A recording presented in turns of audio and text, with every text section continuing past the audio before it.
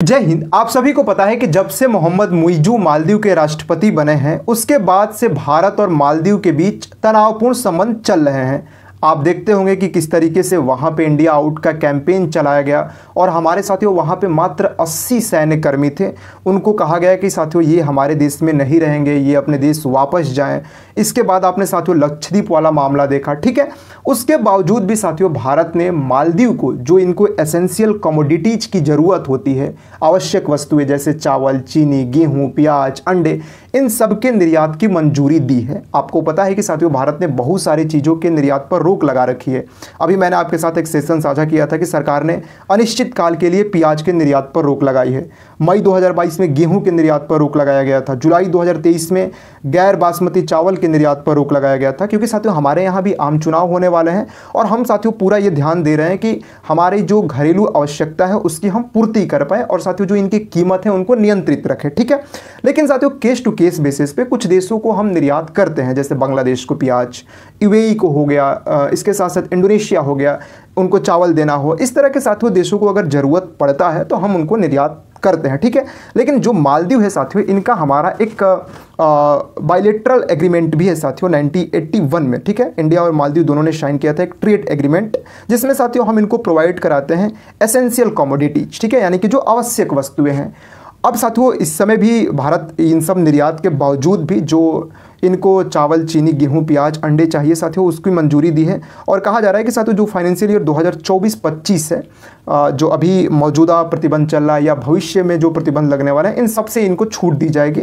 और लगभग साथियों बताया गया कि जिसमें आपका 1,24,218 मीट्रिक टन चावल होगा, 1,09,162 टन गेहूँ होगा, 64,494 टन चीनी, 21,513 मीट्रिक टन आलू हो गया। इसके साथ साथ साथियों 35,749 टन प्याज होगा। अभी आपको पता है कि जबकि साथियों हमने ओवरऑल निर्यात पर रोक लगा रखा है, ठीक है। 427.5 मिलियन अंडे निर्यात किए जाएंगे। और जो साथियों इनका कोटा था एसेंशियल कमोडिटीज का, उसमें भी साथियों भारत ने 5% की बढ़ोतरी की है। और इसके साथ साथ यहाँ पे जो निर्माण का कार्य चल रहा है साथियों मालदीव में, तो उनको नदी की रेत की ज़रूरत है, स्टोन की ज़रूरत है। तो इसमें साथियों लगभग 10 लाख टन जो है वो भी हम निर्यात करने वाले हैं। और इस कोटे में भी साथियों 25% की बढ़ोतरी की गई है, ठीक है, ये भी बताया गया। अब साथियों जो हमारे वहाँ पे सैन्यकर्मी हैं वो हमारे देश वापस आ चुके हैं और उनके जगह पे जो सिविलियन थे, जो बातचीत हुआ था भारत और मालदीव के बीच, वहाँ पे तैनात कर दिया गया, ठीक है। अब बात करें तो साथियों धीरे धीरे जो है मालदीव के जो प्रेसिडेंट है मोहम्मद मुइज़ू, इनका कहना है कि किसी एक देश पर जो निर्भरता है उसको हमें कम करना है। तो जैसे साथियों इन्होंने मेडिकल इवैक्यूएशन के लिए श्रीलंका से एग्रीमेंट किया है। आटा के लिए बताया जा रहा है कि साथियों ये तुर्की से समझौता किए हैं।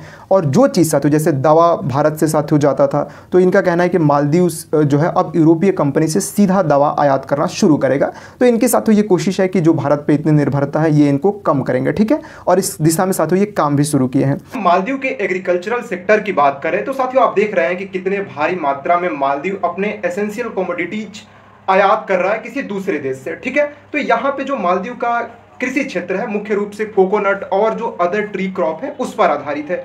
बाकी साथियों यहाँ पे अगर हम एग्रीकल्चरल लैंड देखें, भूमि देखें, तो वो बहुत कम मात्रा में उपलब्ध है, अन्य फसलें जहाँ पे उपजाई जाती है। इसके साथ साथ बात करें तो वहाँ पे जो मालदीव का इकोनॉमी है, जैसे वहाँ पे सर्वाधिक आपको मछली पालन मिलेगा। इसके साथ साथ साथियों पर्यटन, उस पर साथियों इनकी जो अर्थव्यवस्था है वो काफ़ी हद तक टिकी हुई है, ठीक है। वर्ल्ड बैंक के अनुसार अगर माने तो साथियों पर्यटन से जो इनकी राजस्व है, इनकी अर्थव्यवस्था का लगभग 1/3 हिस्सा माना जाता है, ठीक है। तो आप समझ सकते हैं कि मालदीव की जो इकोनॉमी है साथियों वो मछली पालन हुआ और पर्यटन, इससे साथियों सबसे ज़्यादा राजस्व इनको प्राप्त होता है, ठीक है।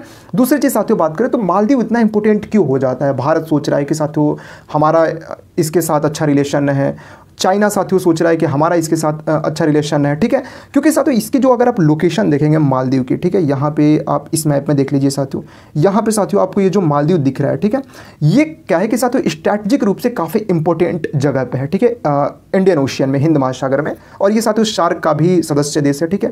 और जो खाड़ी देश से ऊर्जा संसाधनों की सारी सप्लाई है इसी के आसपास से होकर गुजरती है। इसलिए साथियों अमेरिका समेत कई जो वेस्टर्न के देश है, पश्चिमी देश हैं, वो मालदीव को खास अहमियत देते हैं, ठीक है। तो ये साथियों एक बताया जाता है। बाकी अगर हम बात करें तो जो बायलैटरल ट्रेड है दोनों देशों का, एक साथियों यहाँ पे पूरी फिगर दी गई है, तो हम साथियों बहुत ज़्यादा यहाँ निर्यात ही करते हैं, ठीक है। एक्सपोर्ट करते हैं, इंपोर्ट करते हैं साथियों बहुत थोड़ी बहुत चीज़, जैसे हम स्क्रैप धातु यहाँ से आयात कर लेते हैं, ठीक है। इसके साथ बात करें तो सी फूड से जुड़ी जो चीज़ है वो थोड़ा बहुत साथियों हम मंगा लेते हैं, ठीक है। तो उम्मीद है ये सारी बातें तो आप समझे होंगे। आप देख सकते हैं कि साथियों बायलैटरल ट्रेड की फिगर्स क्या बता रही है, जिसमें दिखा रहा है कि भारत जो है सबसे ज़्यादा एक्सपोर्ट ही कर रहा है, ठीक है। आप देख सकते हैं थोड़े बहुत चीज़ें साथियों हम जो है वो इंपोर्ट कर लेते हैं, ठीक है। तो चलिए साथियों मिलेंगे नेक्स्ट वीडियो में। चैनल पर आप नए होंगे तो सब्सक्राइब कर लीजिएगा। एक छोटा सा इन्फॉर्मेशन था और मैं कई बार साथियों आपको मालदीव से जुड़ी खबरें बताता हूँ, तो मैंने सोचा कि ये भी आपके साथ साझा कर दूँ। आप सभी अपना ख्याल रखें। जय हिंद।